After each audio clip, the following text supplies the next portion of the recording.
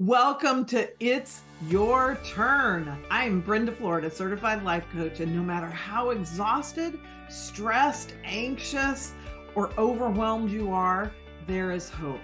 You can start exactly where you are. There's nothing wrong with you. In fact, you're ready for it to be your turn, or you wouldn't be here. You know, we hear words like vitality and confidence and empowerment and transformation, but what do they really mean? What do they look like in the practical aspects of our life? In the It's Your Turn podcast, we explore, learn, and put into practice practical tools and wise concepts for transformation. This is real life change, not platitudes. It's the intersection of the practical and the aspirational. It's your turn to make decisions that are aligned with exactly what you want. And if you've lost connection to what you want, that's okay. We'll reconnect it. You'll learn how to shift out of self-sabotaging patterns and tap in to the clarity, confidence, and vitality that you may feel like has been lost forever. It's your turn to step into the driver's seat of your life and embrace the power that is within you. So let's get to it. Today, let's talk about comparing ourselves to others. Oh my goodness. This is one of the most detrimental things any of us can do. And yet it's happening all the time. We all do it all the time.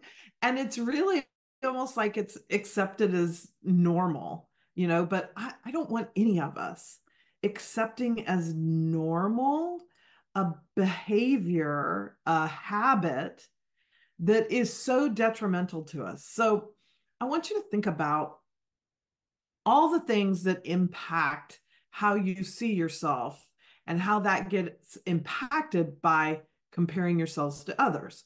So it's super easy now with social media. So anybody who's old enough to remember life before social media, we still did it then. We just did it with TV or magazines or whatever. So it's been going on for generations and generations. And that's part of why it's hard to stop. It's very easy to accept as normal something that is detrimental when it's been going on for so many years. So I really encourage you today, first of all, to just sort of make that pattern interrupt for yourself. That's an outstanding mindset tool to interrupt the pattern of your thoughts, to be able to do that at your choosing, right? At your initiative. So when you think about a pattern interrupt, think about something. I mean, it could be something like, you hurt yourself and, whatever, you stubbed your toe. And so your toe hurts really bad. But then you hop in the car, you go somewhere, somebody cuts you off on the road, scares you so bad, you forgot about your toe. Now, those aren't very fun examples because neither one of them are anything you want to do. But it makes the point that fear interrupted the pattern of the thoughts about your toe hurting. So we can do that for ourselves in positive ways. Like I keep positive statements, like a paragraph or two of things like I've read out of books, or sometimes I write them myself, but a lot of times I get them out of books or something inspiring I see on Instagram maybe, or something like that. And I'll just record my own voice, saying it into my voice recorder on my phone, so that if I start down a downward spiral on any topic, okay, it doesn't matter. I've got something I can go to really quickly to help bring me out of it, to be that pattern interrupt. So you want to make this as easy as you can on yourself. That's why I like the voice recorded things, because I don't want to have to go find the page in the book, or maybe I'm not even home and don't have access to the book, or can't find the post now on Instagram or TikTok or whatever you do, whatever it is. Like, you want things that you do not have to work for, that can create that pattern interrupt.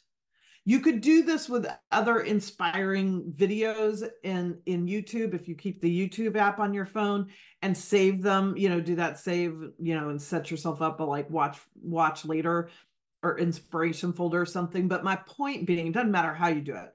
My point is you want it to be super easy when you realize you've gone into any downward spiral. I don't care if it's triggered by comparison or what, just some other bad news you got or something, a series of events that are stressing you out. Like, you want to be able to go to something that is super easy at your fingertips that will help lift you out.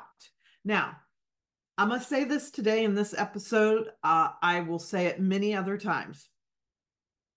We have to be careful that we're not setting ourselves up for an unrealistic expectation that I'm going to go from a downward spiral comparing myself to somebody else and then listen to my pattern interrupt and suddenly feel completely joyful, abundant, happy, fit, whatever it is that I'm comparing myself, like, to go to the other huge extreme of how we feel is just expecting too much of ourselves so much of the time.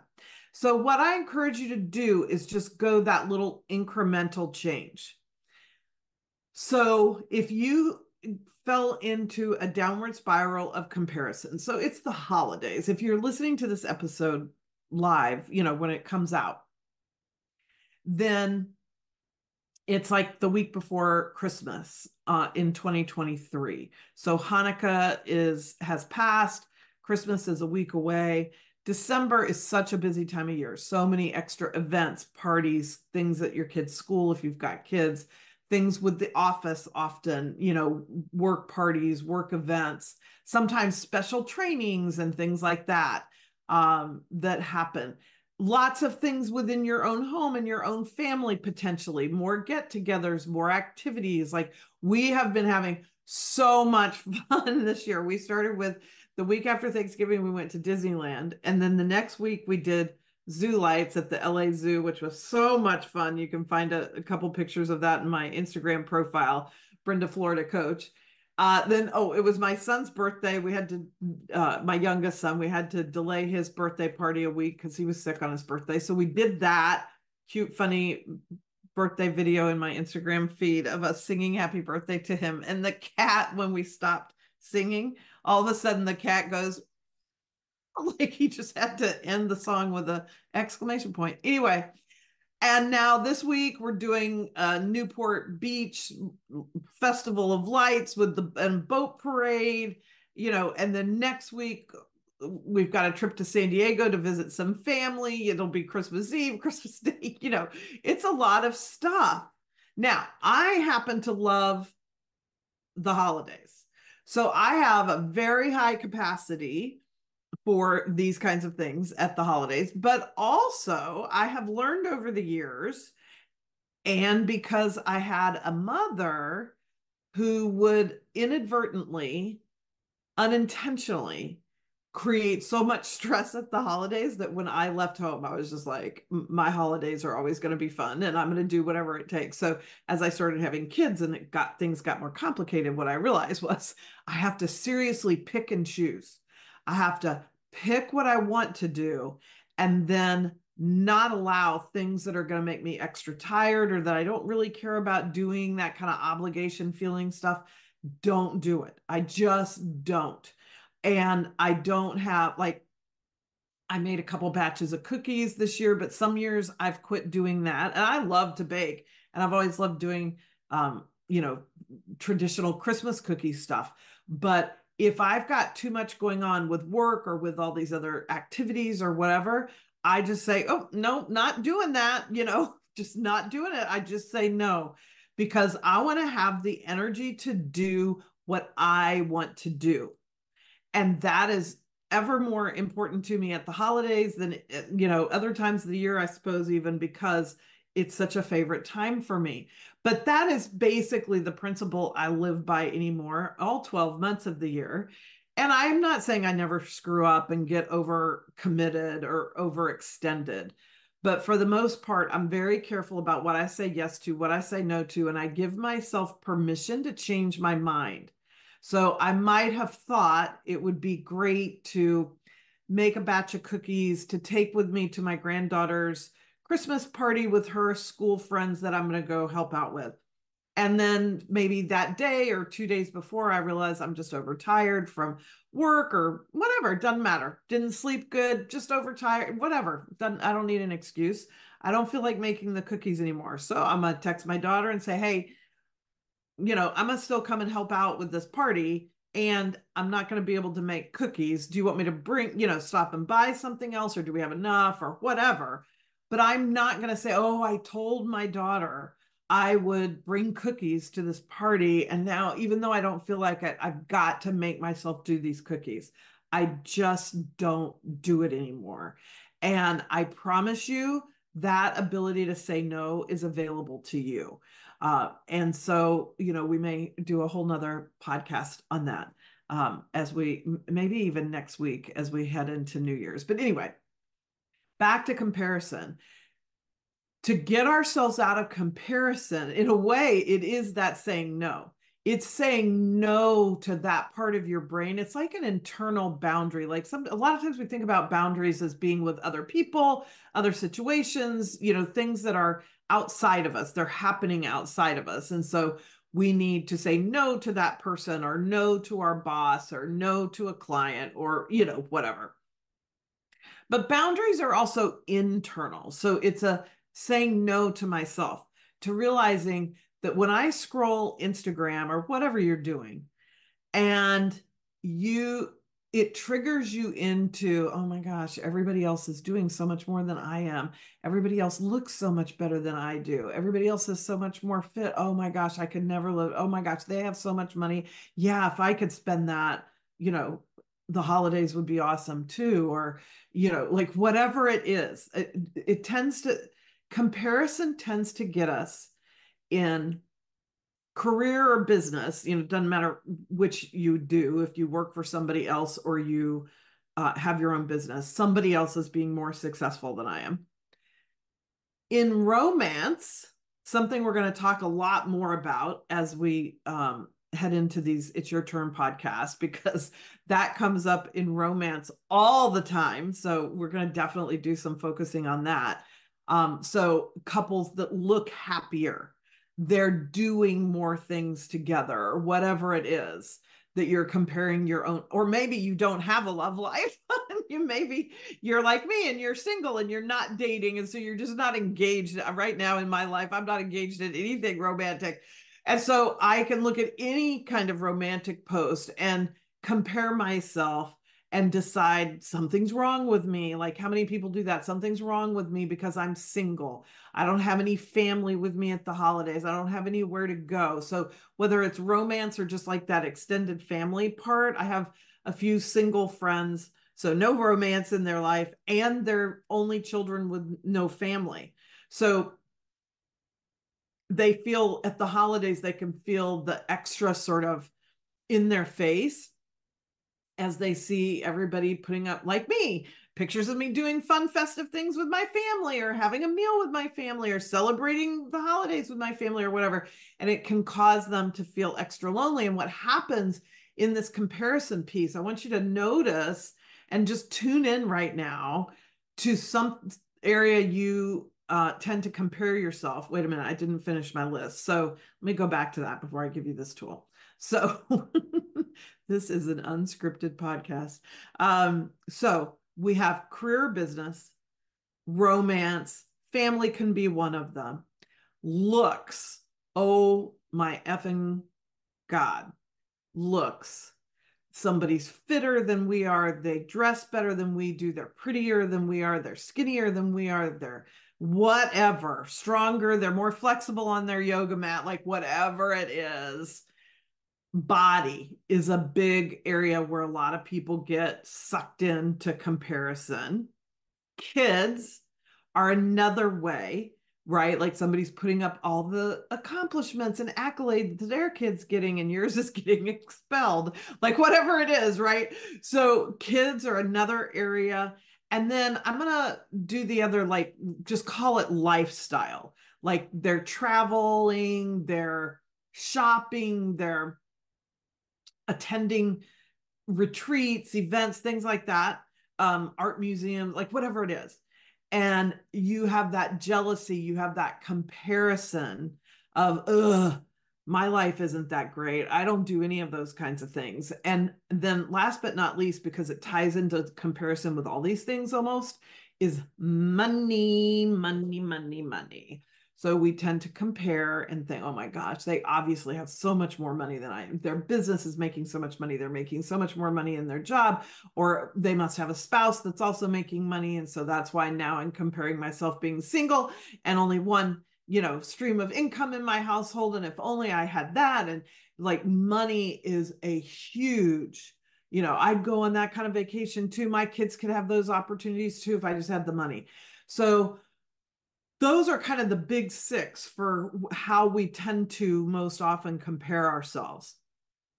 Now, what I want you to do is be able to create this pattern interrupt where as soon as you notice that, because what happens is these comparisons happen to us or impact us on both our mental mindset, health, or, um, yeah, healthiness, how we're feeling in our mindset and mental attitudes, as well as our emotions, because we're always going to have emotions that follow our thoughts. And then also kind of on an energetic or spiritual level, if believe in that. I mean, energy is science, so it's hard not to believe in it. But anyway, all these things that we think and feel affect our bodies. They affect the chemical releases that our brain is giving us, so that affects our health, and it affects the very real energetic field that we all emit from our bodies. And that's how you can like go up even to a stranger, be near a stranger in the grocery store, and at an event, whatever it is, and you just don't like their, like, sometimes they don't even have to say anything, and their vibe is just making you uncomfortable in some way. That's because we're all projecting this energy field, and it's out beyond the size of our body, and so it bumps in, so to speak, with other people. And so that's what that kind of, it just feels like an intuition that this person is super grumpy, or maybe angry, or whatever it is. So we want to watch, we want to take care of, it is your turn to absolutely take charge of your mental, emotional, and spiritual well-being. Absolutely. It is your birthright. And if you don't do it, nobody's going to do it. We have plenty, hopefully all of us feel like we have plenty of people who love us, but I can love somebody to death and they can still be depressed. Like, we're all in charge of our own well-being. That is not anybody's job but your own.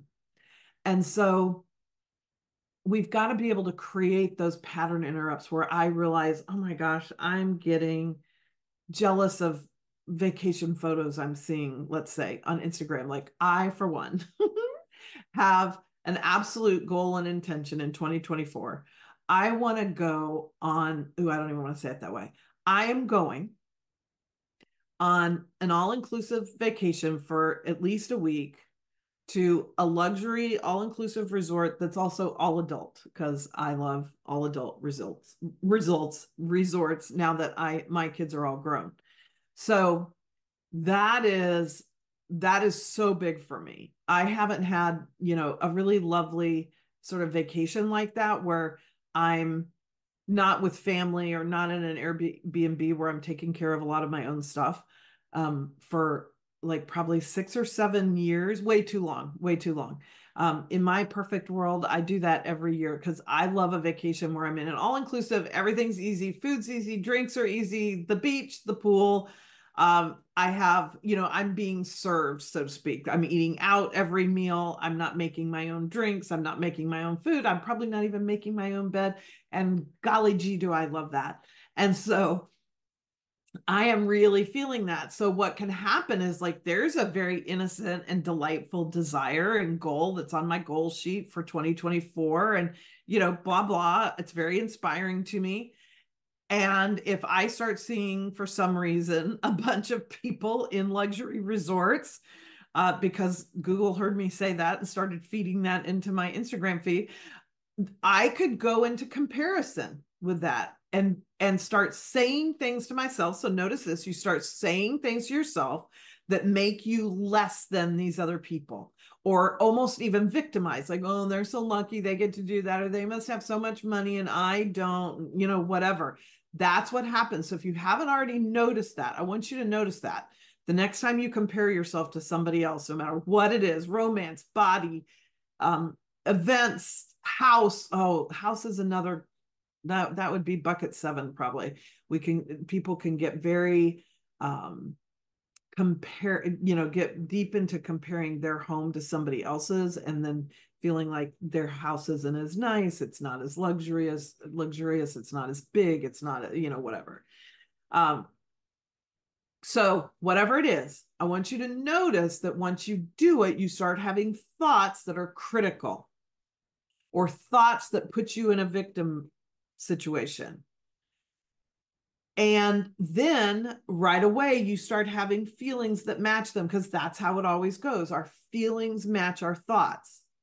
And then that creates a change in your energetic field, because those thoughts and feelings are changing all the chemicals that our brain is releasing into our bodies all the time, with dopamine and adrenaline and cortisol and all the things that our brain is always up there manufacturing and deciding how much of this is going to come out and how much of that is going to come out. And so when I'm in diminishment, as soon as I go into that diminishment of comparison, my brain is going to start secreting chemicals that are stress-oriented chemicals. They're hard on me. They're hard on my body. When I am in joy, just to go to the other extreme, when I'm in joy, when I'm in love, when I'm feeling abundant, no matter how much money is in my account, I'm just feeling abundant. I'm feeling abundant because of nature and the people in my life and the things that I already have and all that. Then my brain is sending a totally different set of chemicals into my body, and that affects my energetic field as well. So I'm thinking different thoughts, I'm feeling different feelings, I'm getting the sort of spiritual uplift, I'm getting the energetic vibrational uplift. So that's why I say this tool, don't underestimate this tool of being able to interrupt yourself. So that part of that is about catching it, right? How aware can you be? How quickly can you be aware that you've dropped into comparison, that you've sort of fallen in the dark hole of comparing yourself to somebody else? The faster you can catch that, the better. But I don't care if you don't notice it for a week.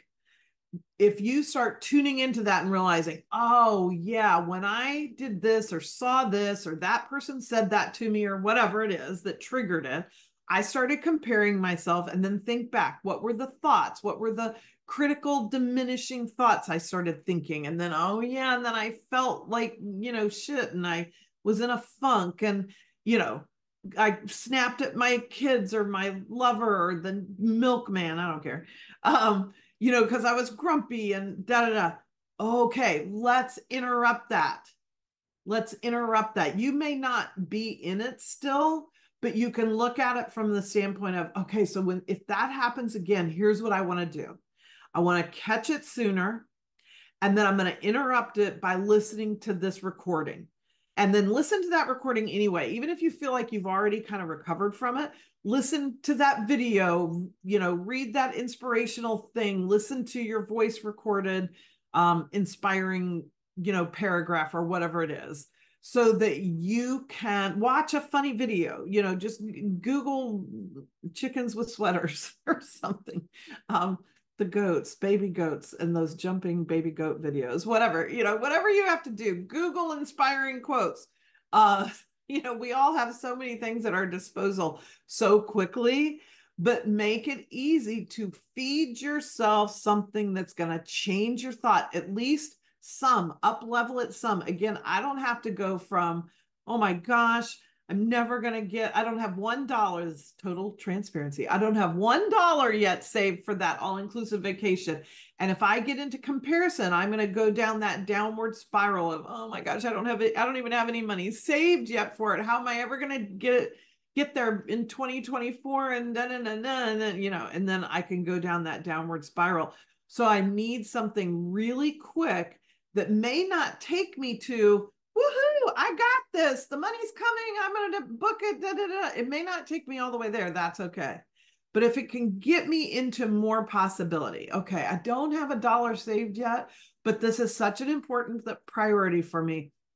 As my money continues to flow in, I'm going to prioritize that. Yes, yes, like this is possible. Like get yourself into thoughts, which will automatically trigger the feelings that will then change that brain chemistry and your spiritual and energetic vibration and up level it some. And then from that possibility that's a little better than where you were, you can probably find something else that's a little bit higher than that. And you can either work your way into, oh, yes, I'm a badass and I've got this, or you can at least get yourself out of the diminishment. And every move that we make to get ourselves out of diminishment, out of comparison, out of criticism, out of self-judgment matters. I don't care if you feel like you fall back into it in 5 minutes. Every one you do to get yourself out of it matters. It builds. It's a growing skill. If you keep doing it, you'll get better and better, and that awareness will come in closer and closer until it's in real time. And when you're in real time with what you're thinking and feeling and have these kinds of tools at your disposal to interrupt that pattern and replace it with something that serves you better, that is empowerment. That's exactly what empowerment is. So people say, well, you know, what does that really mean, empowerment? What does it look like? How would I feel differently if I was empowered? That's how you feel. Life isn't perfect. Shit still happens, but you feel differently going through it because you get the benefit of knowing you are your best advocate. You are the one who can figure out faster when you're sliding into something diminishing, who can create the tools to interrupt the pattern, who can hire somebody like me to coach you into more tools, listen to more podcasts, get more tools. But this is where there's a gap between this kind of podcast learning or inspiration or, whatever it is for you, and what happens when you're working, at least with me, one-on-one. I always say I have to just talk about myself because there's all kinds of coaches out there, all kinds of therapists. Everybody's experience is different. Everybody has a little different style because we're all unique individuals. And so I just talk about what it's like to work with me as a coach because that's all I really, really know.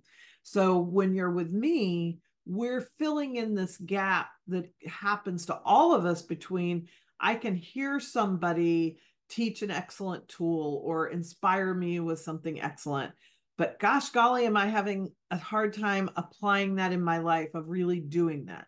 And so that's where that one-on-one work really like amps up the voltage in it, like times 10, because we've got somebody helping us individually for the little nuances that might make this apply better in your life. And so that's why I love one-on-one coaching. And that's why, as much as I love doing the podcast and doing reels and Instagram lives and things like that, and I'll keep doing that, the time I devote in my calendar to one-on-one clients is the biggest chunk of my calendar because that is the more nuanced, deeper work. And I want to be available to people who want that. So I right now have openings for one-on-one clients. So you can hop on over to my bio in Instagram, Brenda Florida Coach. You can scroll down into the show notes of this episode and get the link to book a 15-minute call. You can go to my website and do it. It's everywhere. Book a 15-minute call and let's decide whether or not coaching for you right now and with me is the right call. I do not take on clients that I don't feel like I can help, or I don't feel like whatever, I'm a good fit for them. And then it gives you a chance to feel the same with me. Do I feel like somebody you can grow and learn from, somebody who can partner with you on your journey? And that, I'm telling you, the changes you can make in your life in one-on-one coaching compared to group, a group thing like listening to a podcast or even a group program, which I also love. I love group programs for other reasons. There's community, there's other things like that.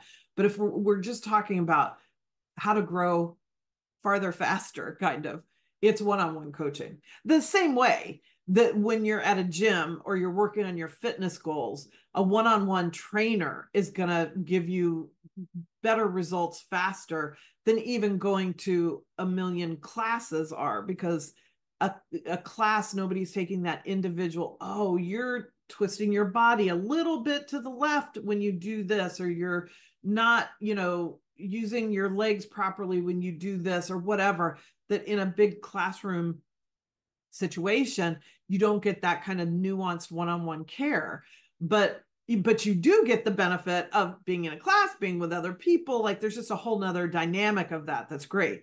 So that's how I feel about like personal growth or professional growth, spiritual growth programs. They're great and they absolutely have their place and I love them. And I'm going to start one myself in January. So you can look forward to that. But there's nothing that replaces one-on-one coaching. And so if you're interested in exploring that, I have openings in my calendar. I want you to go book that 15-minute call. There's no pressure at all because I can't change anybody's life. People's lives change when they work with me because I show up with my gifts and they apply what works for them in their life. And that's the combination that makes one-on-one so powerful. So I hope this was helpful to you in the comparison. Think about those, buckets of your life that you may be most prone to comparing yourself, noticing that, oh, it is a mental, emotional, and then sort of energetic, vibrational, spiritual impact. I need to create for myself some pattern interrupters, some really easy, funny videos or inspiring statements or something like that, that I don't have to go hunt for when I realize I've dropped into compare and despair. They're at my fingertips and I can go grab them so I can start gradually moving out, leveling up, upping my vibration, my thoughts, my feelings, to something that has more possibility than where I was when I fell into the comparison dark hole. So with that, I'll let you all go. Please share this episode with somebody. I know you know somebody who needs to hear this, and DM me and let me know. I would love to know what you're going to give up comparing yourself about. Maybe it's your fitness, maybe it's your home, maybe it's family stuff, maybe it's romance, maybe it's money, maybe it's what else did I say? Career, business, whatever it is. I would love to hear from you what area you're going to focus on to give up dropping into comparison. I will see you next week. Mwah! Thank you for joining me for this episode of It's Your Turn. I've got resources and links in the show notes for you. But here's what's more fun. DM me on Instagram at Brenda Florida Coach and let me know you listened to today's episode. I'd love to connect with you. And then share this episode with somebody who needs to hear it, because I know you know somebody who needs to hear it. And I'll see you in the next episode of It's Your Turn.